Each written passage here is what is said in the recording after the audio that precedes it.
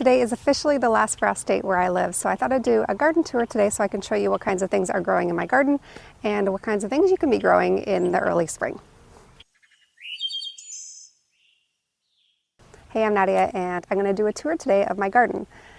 I'm going to start off in my front yard garden where I have mostly flowers and herbs, and then we're going to head out back where I have some vegetables growing. So even though it's super early in the season, I'm definitely already growing.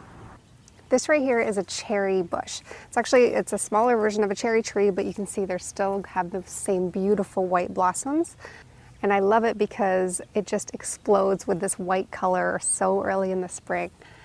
And I can hear the bees buzzing around, and I love that I get to feed the bees and give them something to snack on, aside from, of course, dandelions and things like that. But I love that by growing so many flowers, so many early spring flowers, it's a really nice way to attract bees to the garden.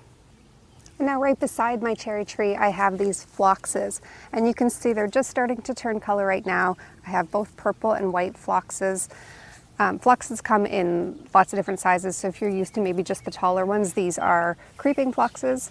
And in the spring, they just produce a mass of purple and white, depending on the color you get. It's such a stunning look in the spring. And here we have some daffodils, and daffodils I think are daffodils and tulips, which I'll show you in a second, are probably two of my flowers that I think of when I think of spring. And they're just so pretty. You can get them in so many different colors, so many different sizes, white, yellow, even I know if you buy them from places like Holland where they ship bulbs, that you can get, oh my gosh, so many different colors and varieties. So if you do want to throw some daffodils in, these are perennials. They're going to come back every single year, and they're very, very low maintenance. So definitely a favorite spring flower for sure. And over here I have grape hyacinths. My larger hyacinths are actually already done for the season. They've already bloomed. They bloom even before your last frost. But these little grape hyacinths seem to stick around for a while, so I love them. My kids love picking them and just throwing them into tiny little bouquets. So they're just such a fun little splash of color. And again, very easy to grow. We haven't officially gotten to the food side yet, but while I'm here, I thought I'd show you. These are wild strawberries, or alpine strawberries, and they are super easy to take care of, a lot easier than traditional strawberries. They grow quite differently. They taste pretty different. They still have that same sort of strawberry-esque flavor, but different texture, different size for sure. But they're starting to grow flowers, and they're going to have strawberries on these soon, so I'm super excited. Here we are in probably the most colorful part of my garden right now. These are mostly tulips. I'll show you some of the other plants that are growing in here right now, but the tulips I planted in the fall. Something I did not realize until several years after I started gardening was that not all tulips are perennials. I just assumed that tulips came back every year, and I kept thinking I was doing something wrong because my tulips weren't coming back, and then I realized, oh, only certain varieties are perennials and other ones are not. So good thing to know if you are deciding you want to grow some tulips, if you do want them to come back year after year, just make sure you get the perennial variety. These right here are pinks. They're a cute little edible flower. My daughter picked these when we went to the garden center. She chose this as her flower. They're actually pretty good. They're edible. So if you're looking for some ways to use edible flowers, I have a whole other video on all sorts of different types of edible flowers that you can use and different ideas on what you can do with them. But pinks, they're just starting now. This is still a little bit early for them, but pretty soon it'll be bursting with pink color. I actually have no idea what this one is. I don't remember what it's called. Over on the blog post, I'm going to have a list of all these flowers and all the food that you can be growing at this time of the year. So I don't know it offhand right now, but when I do, I will update the blog post. This area here is definitely a work in progress, but there are some beautiful hellebores here. Of all the spring flowers that I grow, this one lasts the longest. It's up really, really early with the crocuses and the hyacinths, but it stays long after they're gone. So if you want a long-lasting spring flower, this is a good one to choose. Over here I have lemon balm, and I love lemon balm. Lemon balm grows kind of crazy actually if you let it go to seed, so keep it in check if you do decide to grow it, but it's an awesome herb, and it's nice because it stays green. So it's actually a nice looking plant. I have this in my front yard, and as long as you keep it trimmed back, just I wouldn't let it go to flower unless you want lemon balms all over the place.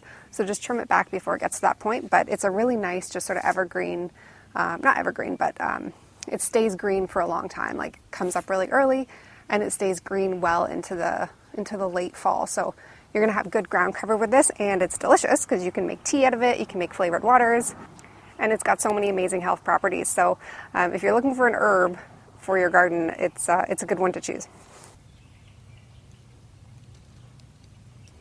This is another just gorgeous one. It kind of makes a big white mass like the phlox does, but it's not a phlox. It's just stunning, and you can just see the bees going crazy for it right now. It's just such a gorgeous flower, and it just creates this mound of white. Here you can also see my chives are coming up. They're doing really well. I have actually a whole other video on different types of herbs that grow really well in the cool weather if you want to check that out, and chives is definitely one of those. I was just walking by this and I didn't even notice. This has just started to bloom. It's called a bleeding heart.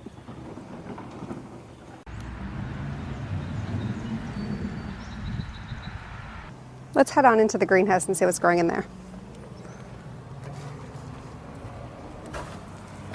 Okay, it is crazy in here right now. Look at the size of this. I know it's tall, but it's so hot in here. It's amazing how much more you can get when you cover your plants. So I'll show you in the back in my raised beds some other things that I've grown that are doing really well. On the right here I have some peas, and these are all doing really well. I've already started to eat some peas this last week.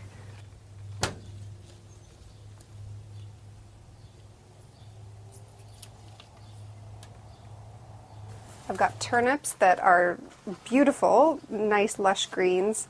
I'll probably pick a few of these greens just to allow the other ones to fill out a little bit. And I have a giant beet in here that's starting to go to seed, so I'm going to have to pull that. I have radishes. This is arugula that's gone to flower, yet another amazing edible flower. And this is Mizuna that's going to flower as well. I let my plants go to flower, I don't mind. Sometimes I save the seeds, sometimes I just eat the flowers. So this is all right for me.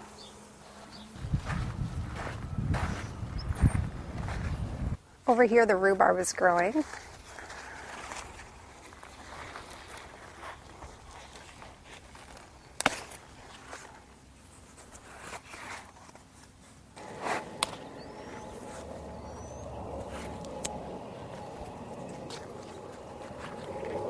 So you can see the difference in the two colors. They have slightly different flavors, but this red one is what's going to give you that nice red color if you're going to make anything rhubarb and you want it to have that right, nice, rich color. So I like to grow both varieties for that reason. And you can see just the start of the asparagus come up. I think they're just 2 years old, or maybe it's the third year this year. So I'm just starting to get a decent harvest this year. It takes a couple years.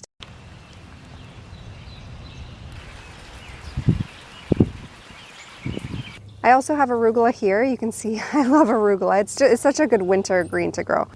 And although this one is starting to go to flower now, it took a lot longer than that in my greenhouse because I was able to take the top of the cold frame off as soon as the days and nights got a little bit warmer. I actually just took the cold frame right off. So I was able to extend the season a little bit longer for my arugula. I have some other videos where I highlight herbs, so I'm not going to go too much into herbs in this video, but I have cilantro, parsley, chives, which I already showed you in the front. I also have a bunch of leeks here, which I let over winter. So I've been eating some of them over the winter, but I never really got to finish them. So I'm gonna have probably some leek and potato soup soon.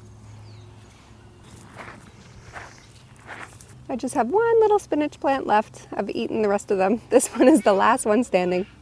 I covered both my rosemary and my calendula this winter. So I've got some really early leaves coming up this year, better than I have in years before when I haven't covered them at all. And in fact, where I live in Zone 6B, this rosemary doesn't even survive every winter unless I cover it. So I'm happy to see that this was a success. I did cover it this year with just some hoop houses. And if you don't know what that is, I'll have a link in the description below that gives you some more information about those different kinds of winter protection you can use I know it's not really the time of year right now, but for next year if you want to look into that. And then over in my main garden here, you can see most of it is not planted. Under that plastic there are peas. I usually cover my plants just to keep it away from the birds and things that I like to nibble on my plants. So under there are peas. And then I also have some radishes sprouting over here. I definitely planted these later. They need to be thinned out now that they're coming up, but this is great. I always plant a couple different varieties for sure, and I also try to plant them at different times just so I get radishes and really all plants for a longer period of time. And here we have some garlic that's planted last year. What's really cool if you plant your own garlic is you get garlic scapes, and it's something that's really hard to find at stores. I remember when I used to sell at farmers markets, it was a popular choice because you just can't find it unless you get it from a farmers market stand. So garlic scapes are going to be coming soon, and that's what you get when you plant your own garlic. So garlic is very easy to grow. A lot of the plants that I've showed you today are fairly easy, not all of them.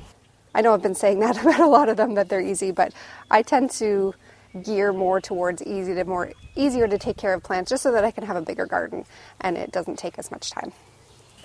And some carrots as well.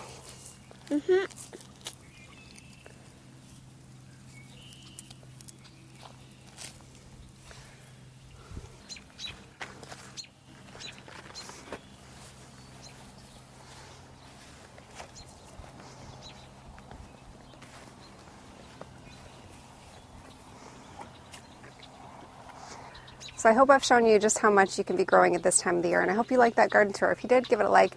I'm going to try to do more garden tours this year, both of my own garden, and I'm actually going to try to venture out. It was my goal last year, but obviously COVID hit, and we're still in lockdown here where I live right now.